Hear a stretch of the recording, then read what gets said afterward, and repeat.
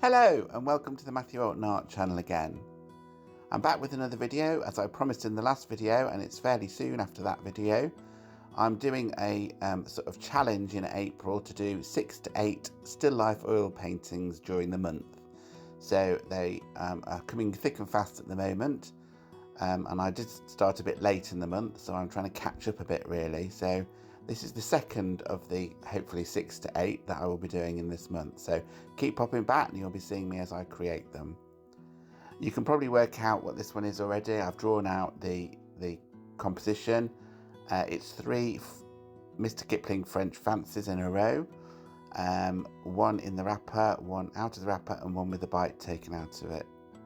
I actually took the reference photograph for this quite a while ago, a few months ago, when we did a fortnightly art challenge in my Patreon of cake, and I thought this was a nice arrangement, but I hadn't managed to get the right size and dimensions of a canvas to fit this painting on.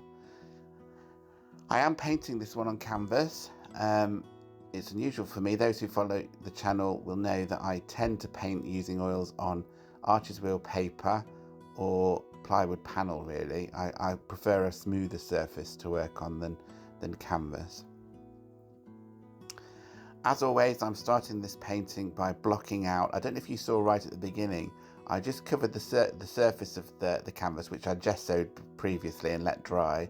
Just covered it with some Galkid medium, very thin layer of it, just to make the paint flow more straight away as I'm starting out on the painting. I struggle sometimes with absorbent surfaces like canvas. With the paint soaking in, it doesn't flow very well. So that seemed to help, so maybe I'll do that again in the future. Still really at the blocking in stage here. I'm working with quite a small brush already, but the subjects are quite small really. The canvas measures 40 centimeters by 20 centimeters, the same size as the one that I did the Conkers painting on, which you may have seen the previous video. If you haven't seen that one yet, then do go and have a look at that one.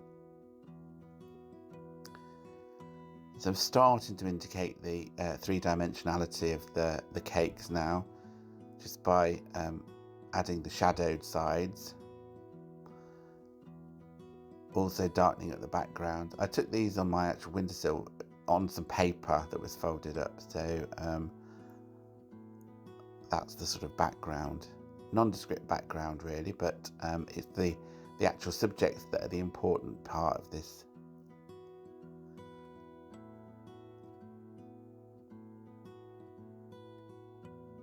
You can see I'm using a paintbrush there resting on the edge of the canvas and resting my painting hand onto that so that I don't wobble around too much when you're working in the middle of a painting. It's a trick I've used through all of my oil painting videos, if you've seen any of those before. I think it's important to have a stable hand when you're painting detail, I guess, and I am painting detail at this point.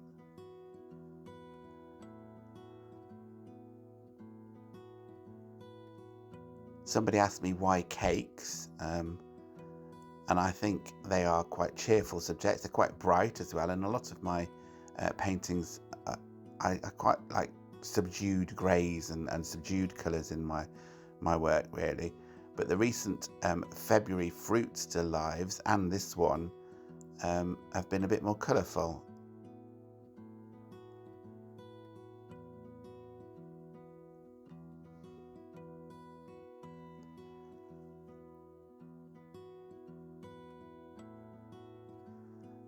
I always find yellow a really difficult colour to work with, to get the tones of yellow correct. I think by the end it sort of works.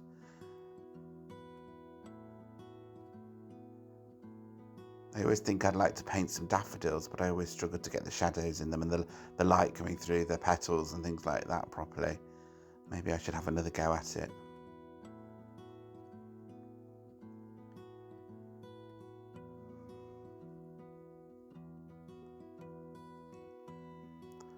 Just now adding the highlights to that sort of glossy drizzle that is a chocolate drizzle that's over the top of them.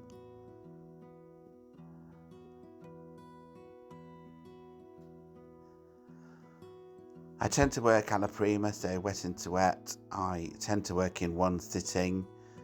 The last painting I did, the Conkers, that happened to be over 2 sittings, but this one was done in 1 sitting. I did have a break in the middle for something to eat, but it was done within 1 day and took about 3.5 hours, I think, in total to complete.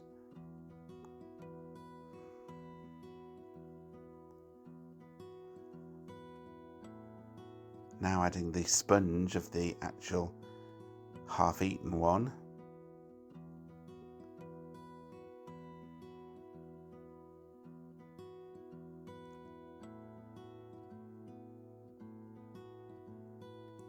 Quite a complex thing to do, the pink one, because the bite out of it has sort of altered the shape of it to a certain extent.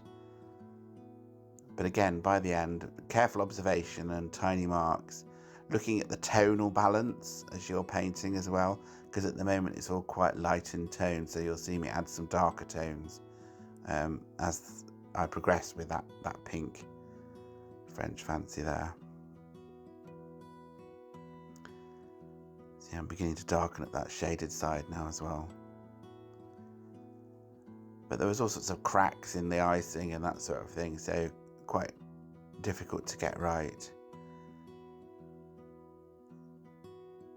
It does only end up as an impression of the cake at the end, rather than a photo realistic representation, but that's what I'm aiming for in my paintings, really. I don't see the point in me repainting the photograph that I'm already working from. Very skillful if you can do that. I totally agree that that's a skillful thing to be able to do.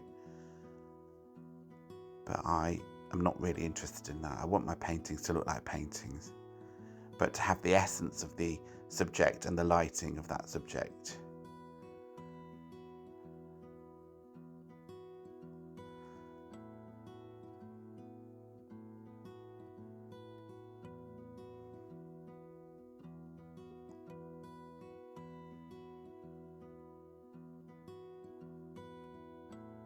For those of you who don't know me and are new to the channel, I suppose I should sort of introduce myself.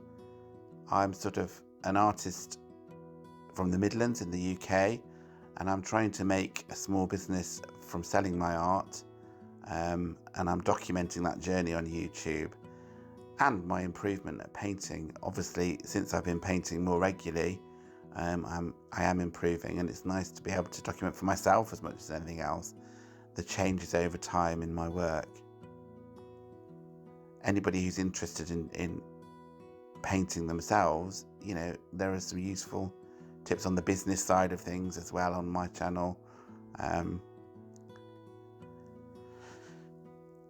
was made redundant from my day job in May last year, so May 2025, and since then I've been trying to do it full time. It's not really working from a commercial point of view. It's very difficult to make a living from just selling art. Most artists, I think, really tend to do teaching gigs and things like that to supplement their painting sales income. But I've always wanted to be an artist ever since I was young, but the day job got in the way, and you know, life gets in the way. And a few years ago now, about 3 or 4 years ago, I planned to return to art and focus on it much more in my spare time around the day job. But then eventually I was made redundant, as I said, and I've been able to focus on it full time since then. It is growing. It's not all doom and gloom. I'm making more sales than I was when I started. My work is improving, so that will probably continue over the next few years. It was always the plan to build the business while I had a day job for the next 5 or so years, and then maybe be able to retire with the business bringing in some money. So the redundancy brought that plan forward, but the plan is still making progress in a way. I've had some good success with getting my work into local open exhibitions and stuff like that. I've been exhibiting much more since 2024 with local art societies on my own. I've tried markets in local towns, And as I say, it's going in the right direction, which is great.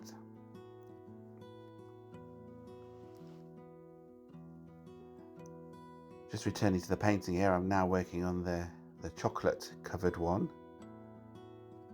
Trying to build up the three-dimensionality of that.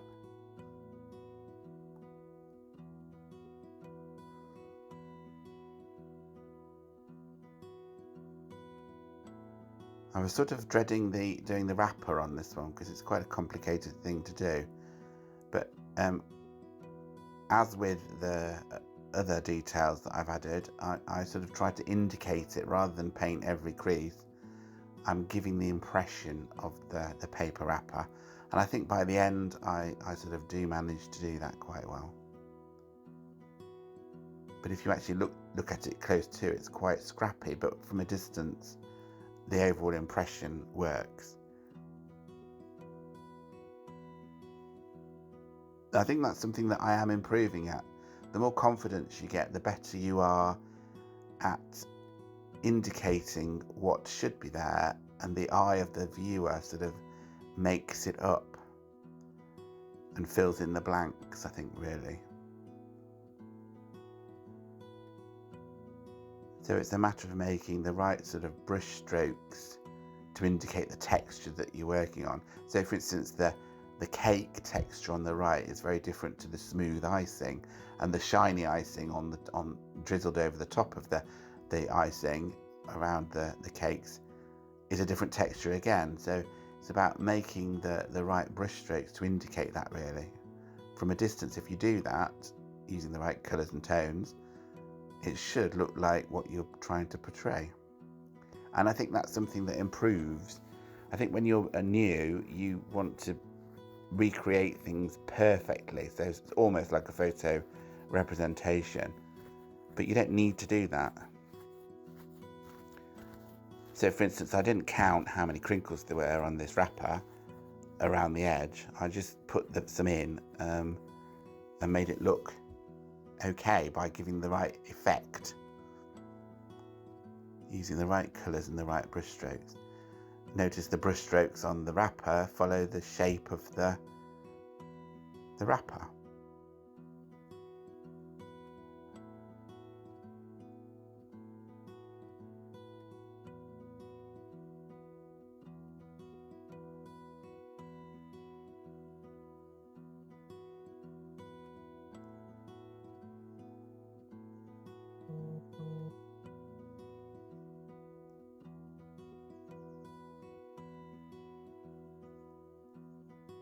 I'm now realising that the background isn't quite dark enough.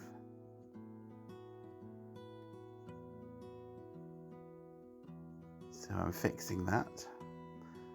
I want the background darker on the left slightly because it was in the original photograph, but also it makes the wrapper stand out more. So you find that as you add things, you might need to revisit what you've already done. But the beauty of oils is that they don't dry that quickly, so that you can return to what you've done.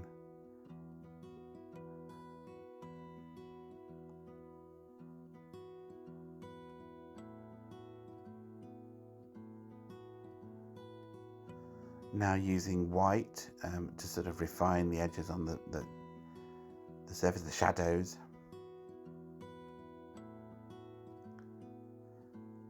The shadows are quite difficult on this painting because they're quite diffuse. The light was coming from the window above. I said I took the photograph on the windowsill, I think. So it's not a single light source as you find in some still lifes, which gives sharp shadows, but a diffuse light that's sort of bathing the whole subject. And I think I've managed to capture that light quite well in this painting. It is a quite light and airy painting.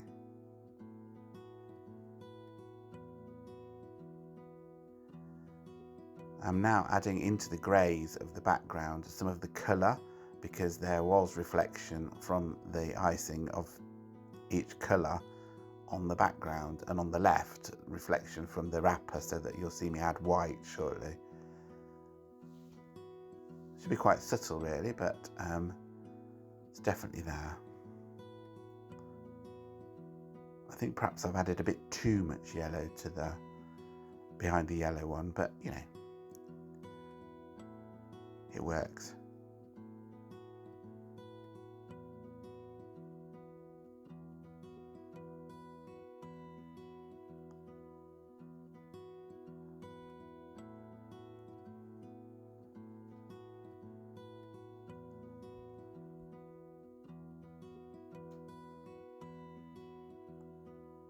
And we're not too far off from finishing now, I think, really. Just adding that white that I was saying behind that's reflecting from the wrapper.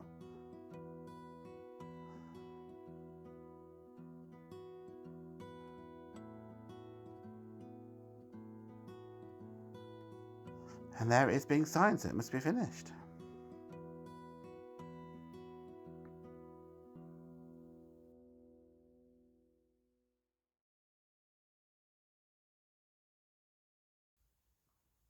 Well, here is the final painting. I struggled a little bit to take a decent photograph of it because the canvas texture was showing up in the photograph. But overall, I'm quite pleased with it. It's an impressionistic picture of what I wanted to portray. And it's number 2 of the 6 to 8 that I'm hoping to get done in April. Well, if you did enjoy the video, then give it a thumbs up for me. Do comment on the video, say what you like about it, say what you don't like about it. If you've got any tips for me, I am learning. I think artists generally are learning all of their lives, but everybody is learning. So I might be able to learn from you. You may be able to learn from the way that I do. I don't say that I paint in the correct way, absolutely not. But maybe if you are learning, you can pick up some tips of how I do things. Maybe you could paint the same subject and see what your results are like. If you get in touch in the comments, I'm sure I can send you the original photograph if you're interested in doing that. Okay, well, I will see you on the next video. Again, it won't be too long away because I'm trying to play catch up and get all of these paintings done in April. So I hope to see you on the next one. Thanks for watching. Bye.